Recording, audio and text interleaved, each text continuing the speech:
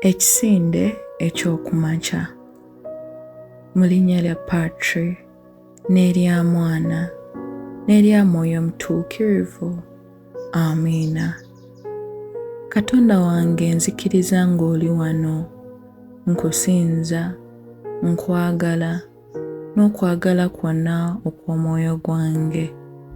Nkwebaza kuba ggwe wantonda n'onnunuza omwana wo gw'oyagala n'onfuula Omukristu, ate nkwebaza buli nneema gy'ompa, naddala kuba onkuumye obulamu bwange mu kiro kino.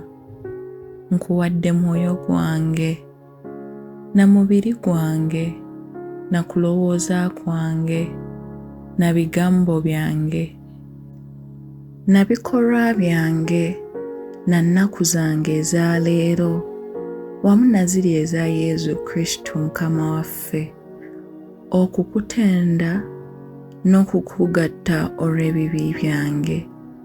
Saagalira ddala kukujeemera leero, naye mpa enneema kuba siyinza kukola kantu kalungi bwe siba na nneema yo.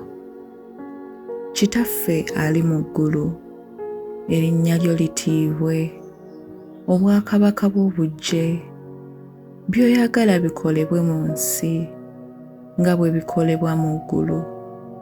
Tuwe leero emmere yaffe eya buli lunaku, tusonyiwe ebibi byaffe nga naffe bwe tusonyiwa abatukola obubi.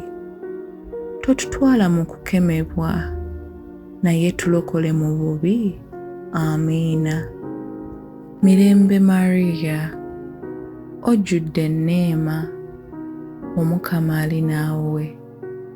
Waweebwa omukisa mu bakazi bonna, ne Yezu omwana ow'endaayo yaweebwa omukisa.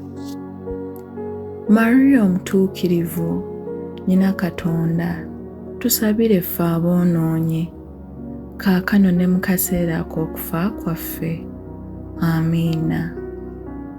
Nzikiriza Katonda, Patri omuyinza wa buli kantu, omutonzi w'eggulu n'ensi, ne Yezu Kristu omwana we omu yekka, Mukama waffe, eyali mu lubuto ku bwa Mwoyo Mutuukirivu, n'azaalibwa Bikira Mariya, n'abonaabona ku mirembe gya Ponsiyo Piraato, n'akomererwa ku musaalaba n'afa, n'aziikibwa, n'akka emagombe, olunaku olw'okusatu n'azuukira mu bafu, n'alinnya mu ggulu, atudde ku ddyo ogwa Patri Katonda omuyinza wa buli kantu, alidde okulamula abantu abalamu n'abafu.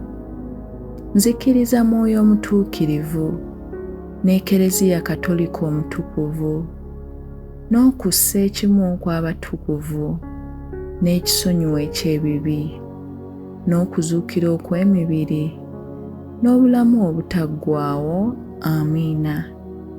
Essaala ey'okukkiriza. Katonda wange, nzikiriza nnyo eby'amazima byonna Ekereziya Katolika by'atuyigiriza, kuba ggwe nnyini eyabimubuulira. Toyinza kwerimba naffe okutulimba. Essaala ey'okusuubira. Katonda wange, nsuubira mu kisa kyo ne mu buyinza bwo ng'olimpa enneema yo mu nsi, ate bwe nkwata ebiragiro byo ng'olimpa obulamu obutaggwaawo mu ggulu. Kuba ggwe yabitulazaanya, otuukiriza ddala endagaano zo. Essaala ey'okwagala.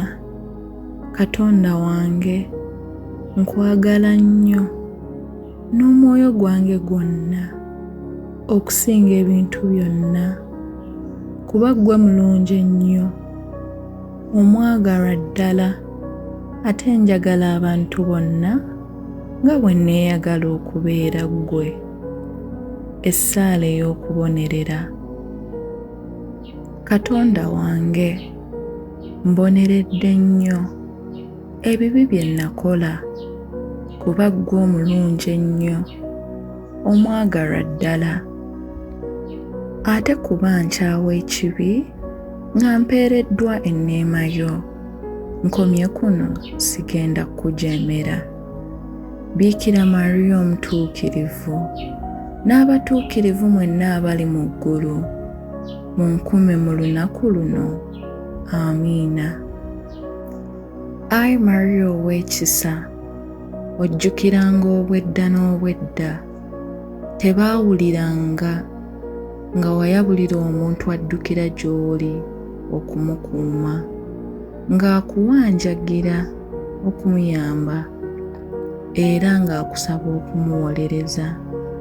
Nange nno, ayi Biikira mugole w'ababiikira, nnyabo, nzirukidde gy'oli nga nkwesiga bwe ntyo. Nzize gy'oli neevuunise mu bigere byo nga nkaaba olw'ebyonoono byange. Ayi nnyina kigambo, wulira okwegayirira kwange. Ku lw'ekisa kyo ompe kye nkusaba. Amiina. Ayi Mariya ggwe yagwa mu nda nga toli mu kibi kisikire, tusabire ffe abaddukira gy'oli. Essaala ey'okusaba obutukuvu. Yozefu omutuukirivu, omukuumi w'ababeererevu n'ekitaabwe, okubeera obwesigwa obutaddirira, Katonda yakukwasa. Obutukuvu bwennyini ye Yezu Kristu n'akukwasa ne Mariya, nnyabo w'ababeererevu. Olw'abatereswa abo bombi, Yezu ne Mariya, abakulembera ebyagalwa byonna, nkwegayiridde n'okukwesengereza, mponya buli kigwagwa kyonna, ompe emmeeme eteriiko kabi, n'omwoyo omulongoofu, n'omubiri omutukuvu, ndyoke mpereze Yezu ne Mariya nga ndi mutukuvu ddala. Mu linnya lya Patri, n'erya Mwana, n'erya Mwoyo Omutuukirivu. Amiina.